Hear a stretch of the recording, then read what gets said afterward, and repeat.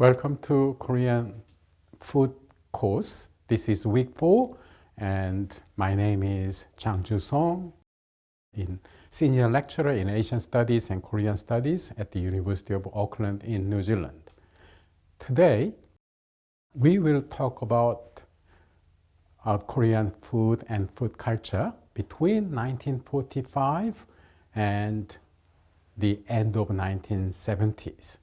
And specifically, we will cover the era that Korea was under US military rule, and then the Korean War and early industrialization era.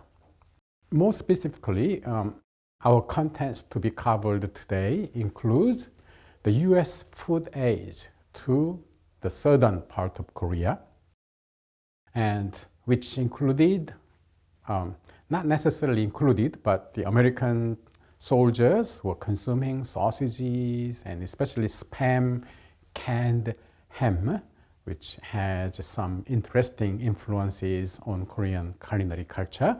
And also because this was a time when a lot of Koreans, or over a million Koreans, migrated from the northern part of the Korean peninsula to the southern part of the Korean peninsula before and during the Korean War.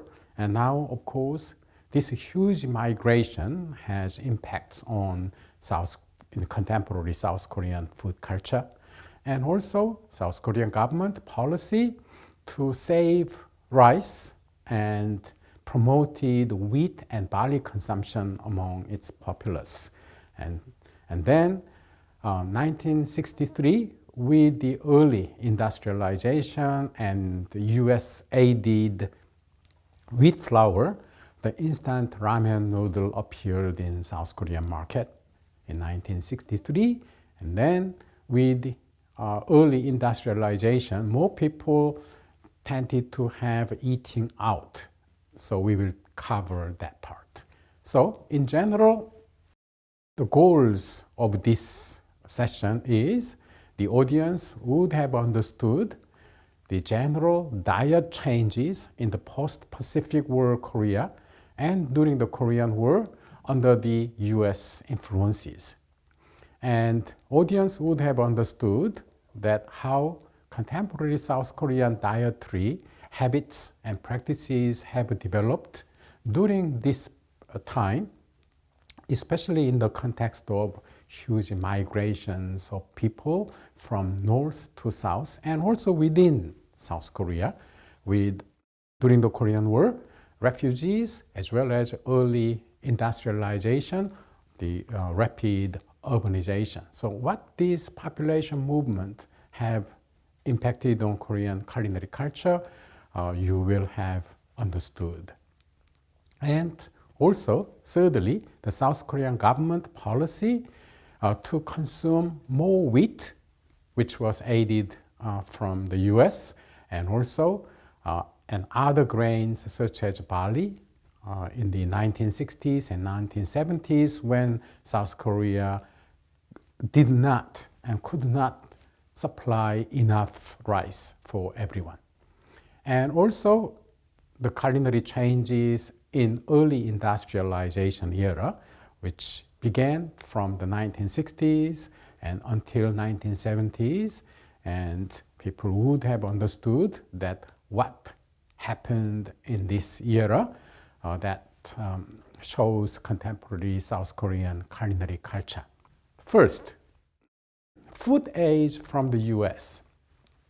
As you know, Second World War ended in Europe in May 1945, and then the Pacific War, which was the Allies led by the US military, fought the Imperial Japan in the Pacific, and that ended in August 1945. After this war, the Americans and Allies, they occupied the enemy territories, including in Europe and Western Europe, which was occupied by German troops, and also in the Pacific and Asia, all the countries that used to be occupied by Japanese Empire. So Americans arrived in Asia and also on the Korean Peninsula. The Americans and the Soviets, they agreed that they would occupy half of the peninsula, the USSR in the northern part of the 38th parallel, and Americans southern part of the 38th parallel. So when Americans arrived, just anywhere in Europe and Asia, they found they had to feed the people because there was not enough food. So Americans launched global food aid program everywhere they were, and especially in the face of the Cold War with communist countries, the American government felt that they had to feed the people because starvation brings communism. That's what they thought. And as a part of this global program, they started to supply food to southern part of Korea, as well as Japan and the Philippines and everywhere in Asia, as well as in Europe. So US food aid to South Korea included particularly wheat, rice, corn, and powdered milk, and so on. Wheat flour was abundant in the US. And why Americans had abundant wheat and other grains during the war? That's because as soon as the Second World War began in 1940s, early 1940s in Europe, now European farmers could not grow food, of course, because they were in the war. So American farmers started to grow food, and that was US government policy as well.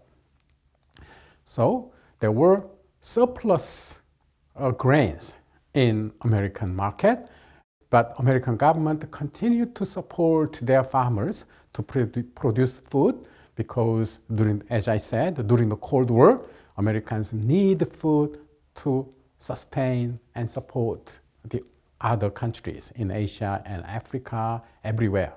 So Americans brought a lot of wheat, and this wheat was milled in South Korea, and this was distributed to people.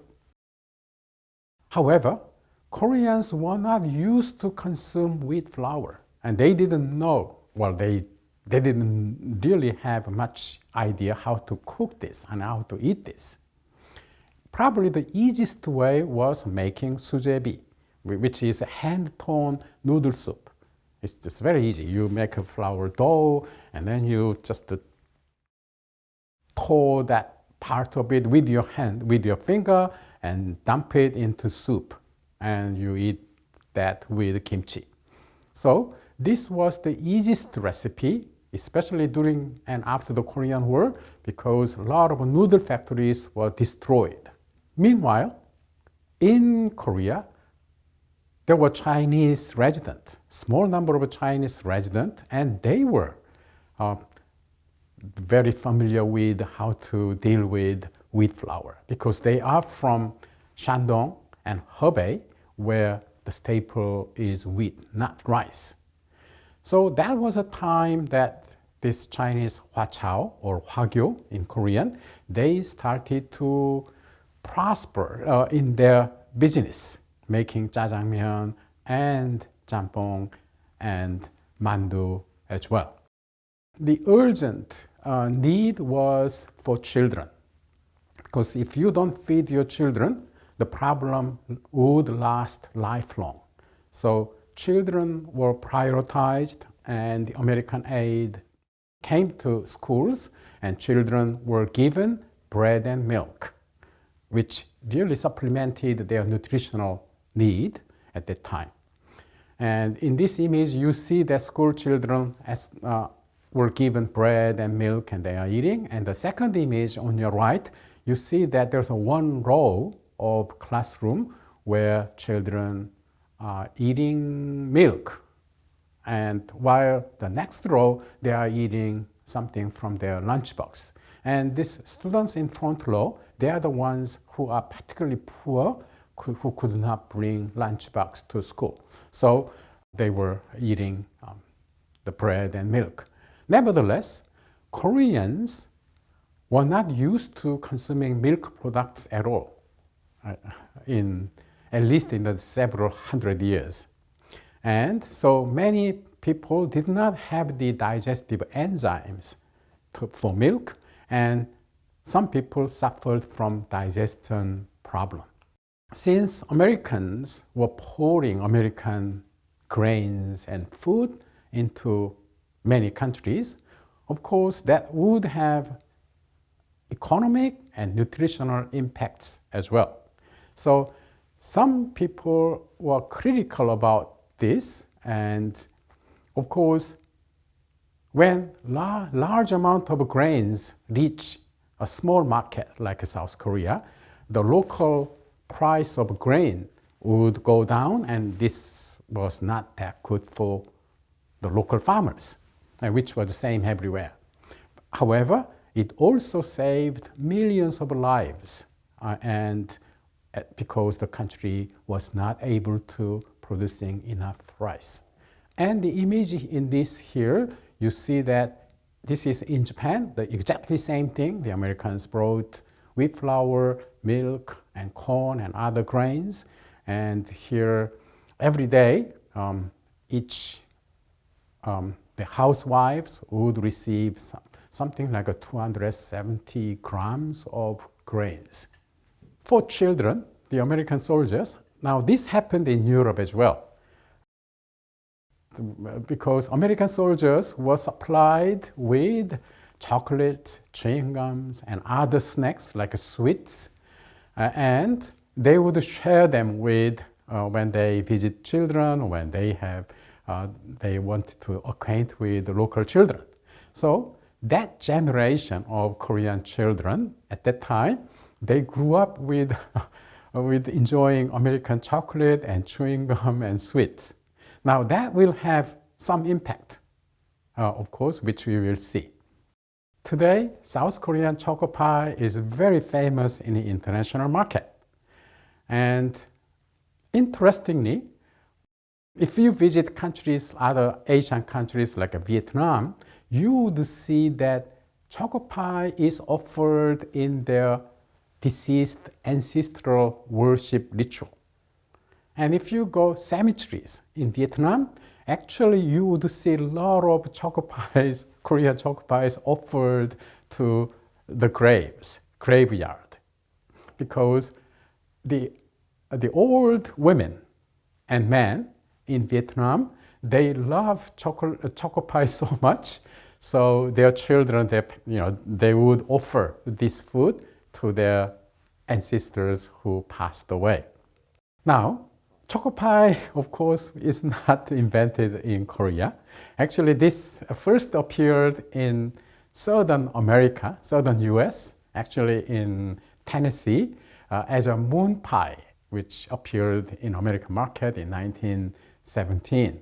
And then in Asia, Japan was the first time, and famous and one of the biggest Japanese confectionery company, Morinaga, started to produce something similar as angel pie, from 1958. And some Korean visitors from Korean confectionery company, Orion, to the US, and they tasted the moon pie kind of food. And then upon returning, they started to make and sell choco pie under the name of choco pie. And somehow it immediately gained huge popularity among Koreans. And now it is probably the national snack food for Koreans, but also many parts of the world, including Russia and in China, and as I said, Vietnam and Cambodia, Laos, and even North Koreans.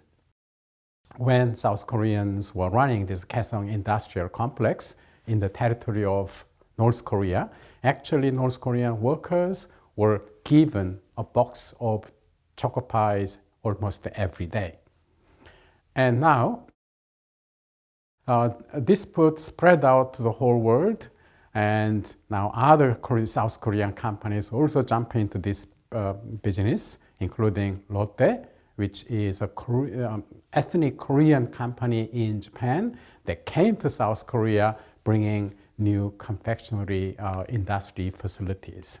So that's our coverage of US food aid in South Korea and what happened in South Korean snack market later. And now that concludes our first part. And our second part, we will talk about sausages and spams.